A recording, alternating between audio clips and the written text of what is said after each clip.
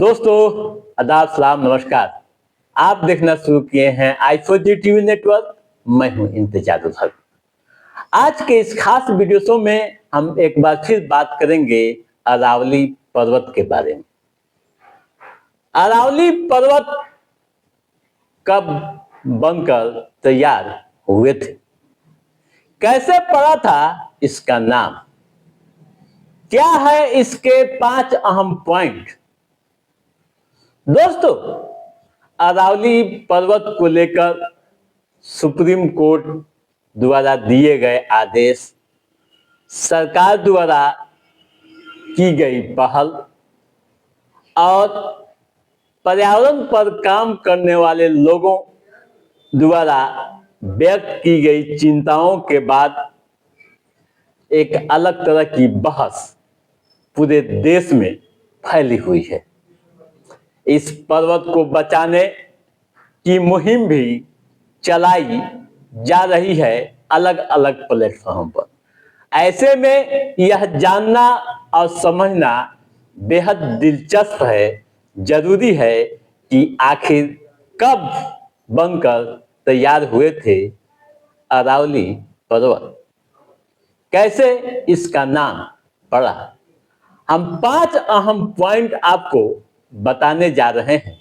आप ध्यान से सुनिएगा, समझिएगा और इस पर्वत के बारे में आप क्या सोच रखते हैं, आप अपना कमेंट जरूर दीजिएगा। दोस्तों, अरावली पर्वत का निर्माण प्रोटेरोजोइक युग में करीब 2.05 से 3.2 साल अरब पहले हुआ था। इसे फ्लडेड माउंटेन भी कहा जाता है, यानी वलित पर्वत श्रेणी में रखा जाता है, जो टेक्टोनिक प्लेटों की गति और प्राकृतिक उथल पुथल का परिणाम है। दूसरा पॉइंट, हिमालय की तुलना में यह कई गुना प्राचीन है और इसी दुनिया की सबसे पुरानी वलित पर्वत श्रृंखलाओं में गिना जाता है। अरावली नाम संस्कृत के 2 शब्दों से लिया गया है, यानी आरा और वली से बना है। आरा का अर्थ पर्वत की चोटियां और वली का अर्थ कतार या श्रृंखला होता है। ठीक है।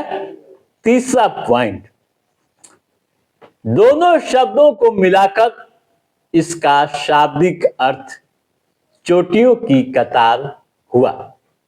इसका नामकरण इस पर्वतमाला की लंबी और श्रृंखलाबद्ध चोटियों के स्वरूप को दर्शाता है। दोस्तों, पुराणों व महाभारत में इसे अर्बुदाचल यानी आरा वाला पर्वत के नाम से उल्लेखित किया गया है। संभवतः अर्बुदा देवी के सम्मान में यह नामांकन किया गया होगा।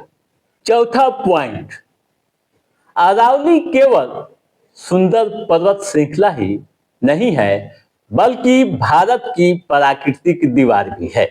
यह थार रेगिस्तान को फैलने से रोकती है, जलवायु संतुलन में अपनी अहम भूमिका निभाती है। यह पर्वत लूनी व बनास जैसी कई नदियों का उद्गम स्थल भी है। ठीक है। पांचवा व आखिरी पॉइंट, दोस्तों, गुजरात के पालनपुर से लेकर दिल्ली तक यह फैली पर्वतमाला 670 से 692 किलोमीटर की लंबी है। पर्वत श्रृंखला खनिजों का भंडार है।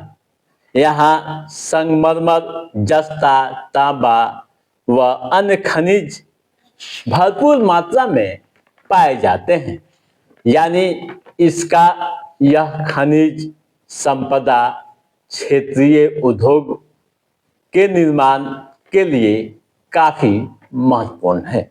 ठीक है दोस्तों, दिए हुए 5 अहम पॉइंट फिर हम दूसरे एपिसोड में देश के अन्य पहाड़ों की भी तुलना और क्या स्थिति है हम आपको बताएंगे।